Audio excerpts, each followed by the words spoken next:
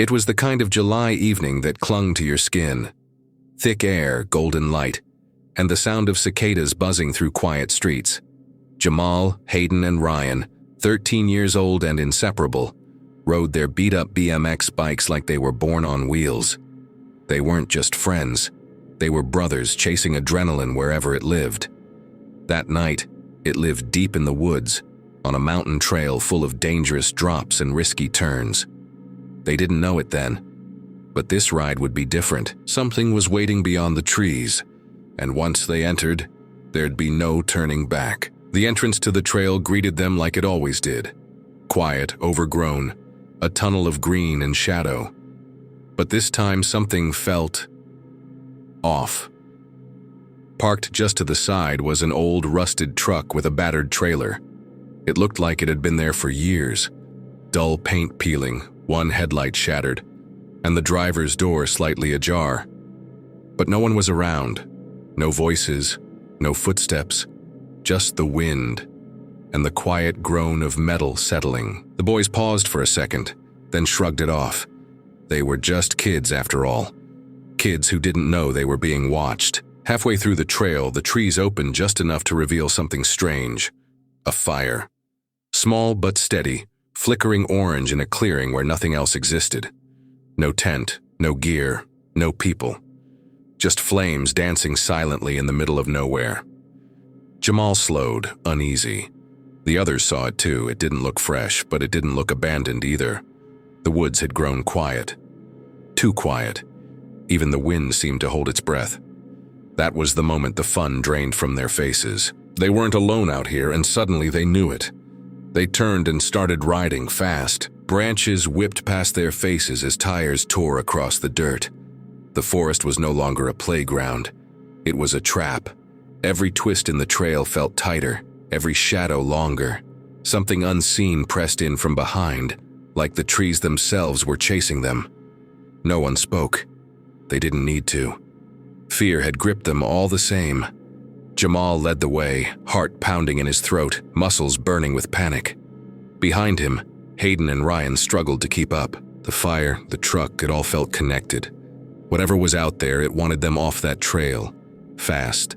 They didn't stop pedaling until the trees gave way to open fields and the cemetery. It was the fastest route home, but tonight, even the dead seemed to be holding their breath. Mist clung low to the ground, curling between crumbling tombstones like ghostly fingers. The boys walked their bikes now, too tired and shaken to ride.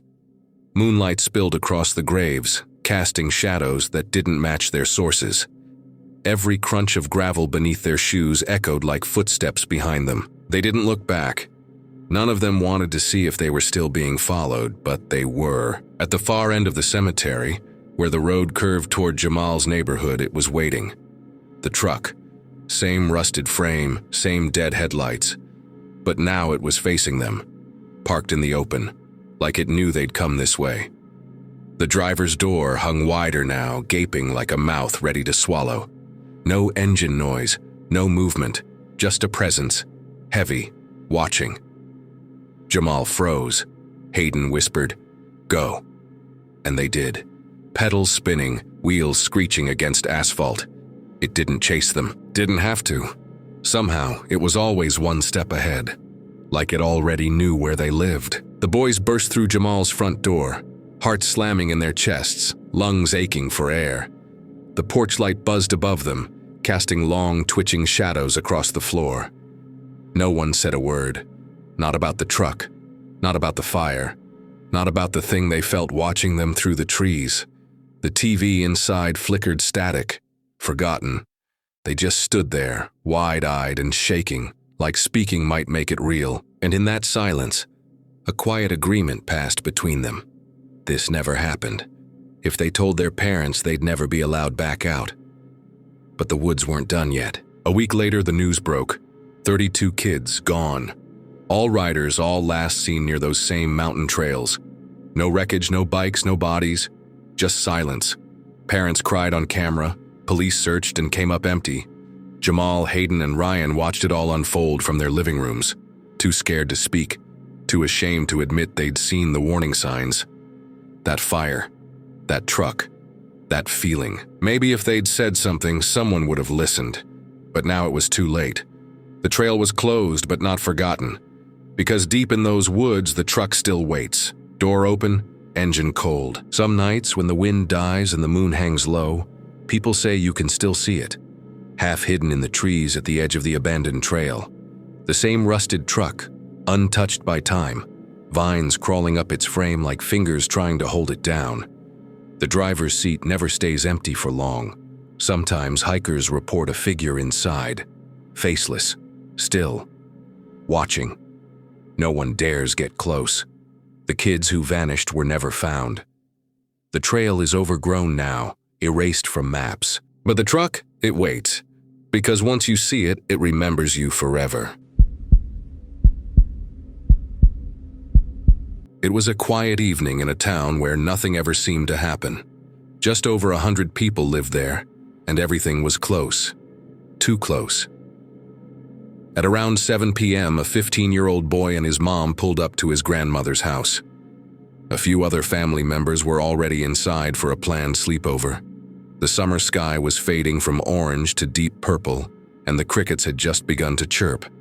It felt peaceful, safe. The boy often rode his bike here from home. It was only 5 minutes away. But tonight, something felt different. Something unseen was waiting. Down in the basement, the boy and his cousin were killing time, laughing, playing games, and soaking in the warmth of the old retro TV glow.